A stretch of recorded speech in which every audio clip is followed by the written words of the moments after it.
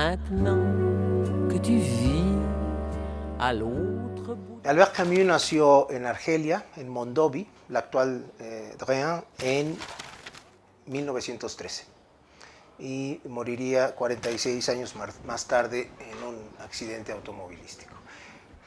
¿Cuáles son digamos, las etapas más importantes de la vida de Camus, o por lo menos las etapas que más influyen más sobre Camus como escritor? Sin duda, por supuesto, su infancia en Argelia es fundamental. Es fundamental por una infinidad de razones. Quizás las más importantes son el hecho de que Camus pertenecía a los colonos franceses, los llamados Pieds Noirs, pero pertenecía a el grupo más pobre de los colonos franceses. La infancia de Camus es, por tanto, una infancia de una enorme pobreza. Su madre vivía de limpiar casas ajenas. A su padre no lo conoció porque su padre murió cuando él no tenía ni siquiera un año, murió en la Primera Guerra Mundial. ¿Cuál fue el hecho de su infancia que determinó que Albert Camus se convirtiera en el Premio Nobel de Literatura, casi el más joven? El más joven fue Kipling, que lo ganó a inicios del siglo XX. El segundo Nobel de Literatura más joven, muchos años después. Sin duda, el hecho más importante es que una persona en particular, un profesor, Louis Germain, le echó el ojo a Camus, pensó que era un niño muy prometedor en términos intelectuales, habló con su mamá y habló con su abuela y las convenció para que dejaran a Camus estudiar, concursar por una beca en el liceo. Él lo ayudó a estudiar para la beca en el liceo sin cobrar absolutamente nada, porque, insisto, la familia era una familia muy pobre, y Camus obtuvo esa beca, estudió en el liceo y, bueno, pues todo lo demás es historia. Otra faceta importante, muy importante también de Camus, porque además ya adelanta el Camus de toda su vida prácticamente, es el periodismo, ¿no?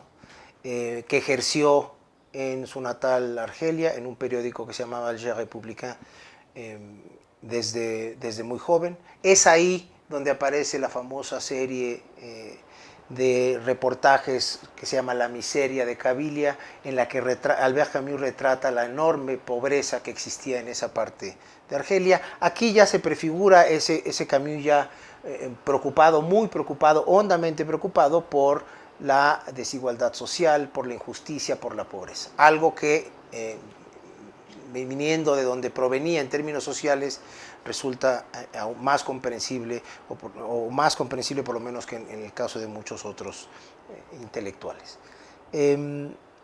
Después de 1940, o hasta 1940, se desarrolla como periodista. Es un periodista mal visto por los temas que trata, por su crítica social, por su crítica política, y en 1940 es obligado a salir de Argelia. Y, por supuesto, si estamos en 1940, ya estamos en la Segunda Guerra Mundial. Y ese será otro momento que definirá en buena medida a Albert Camus, no solamente en el momento en que tiene lugar la Segunda Guerra, sino en los años subsiguientes. ¿Qué hace Camus durante la Segunda Guerra? Se une a la resistencia, específicamente a un periódico de la resistencia que se llama Combate, y en este periódico desarrollará su carrera, la primera o la segunda etapa de su carrera periodística, ¿no? Que durará, por cierto, que perdurará hasta 1947. La guerra, como sabemos, termina en 1945, pero él seguirá colaborando en Combat hasta 1947. Esta fase en particular de Camus, me refiero a su fase periodística y más particularmente su paso por Combat, su participación en la resistencia y luego convertirse en, iba a decir quizás, pero yo no creo que quizás, en el periodista más importante de la inmediata posguerra francesa.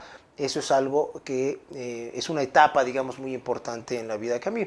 Después de Combat seguirá volverá a colaborar en empresas periodísticas, particularmente en l'Express, pero se puede considerar que Combat es el punto más alto de Camus como periodista. Ahora, si Camus ocupa el lugar que ocupa, digamos, en el imaginario social, político e intelectual del siglo XX, no nos podemos quedar única y exclusivamente con el Camus periodista.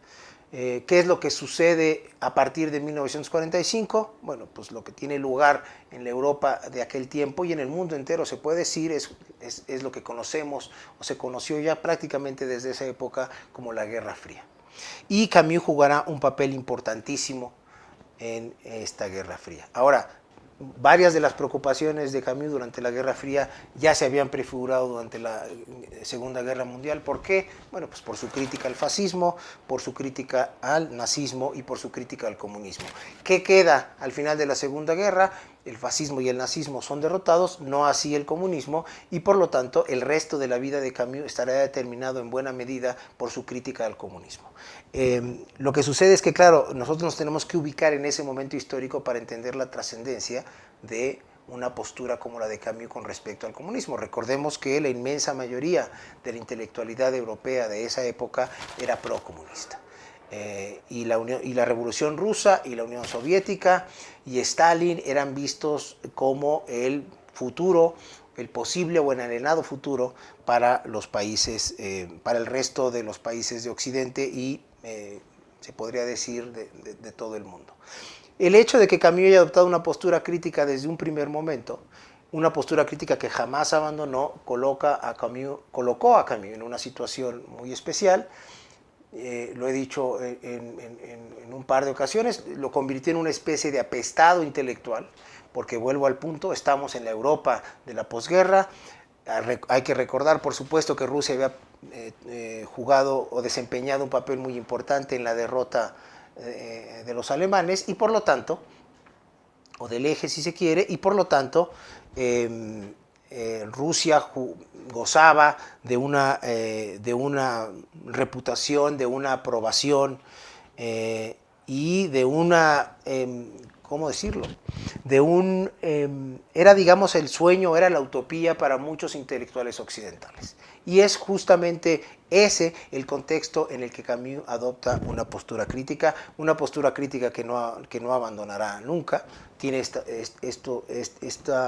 crítica tiene diversas etapas, algunas de ellas las vamos a ver en lo que resta de este curso, pero en todo caso, lo importante es que para explicarnos el lugar que ocupa Camus, insisto, desde la perspectiva del siglo XXI, su crítica al comunismo, y si se podría decir más concretamente al estalinismo quizás, es un aspecto, es quizás el aspecto fundamental. Antes que eso, por supuesto, está, porque este es el Camus, digamos, más político, pero el Camus más político, ¿sí? Y lo que se esperaba de Camus no se explica por el libro más político de Camus, el gran ensayo político de Camus, que es El hombre rebelde de 1951, sino que se explica sobre todo por un libro aparecido en plena Segunda Guerra Mundial, que es El extranjero, ¿no? Es justamente El extranjero el que lanza a la fama a Albert Camus y el que lo convierte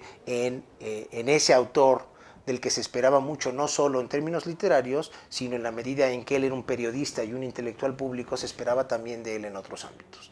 Pero eso, o más concretamente, ese libro lo dejamos para el siguiente segmento. Viens me visiter à Saint-Germain-des-Prés.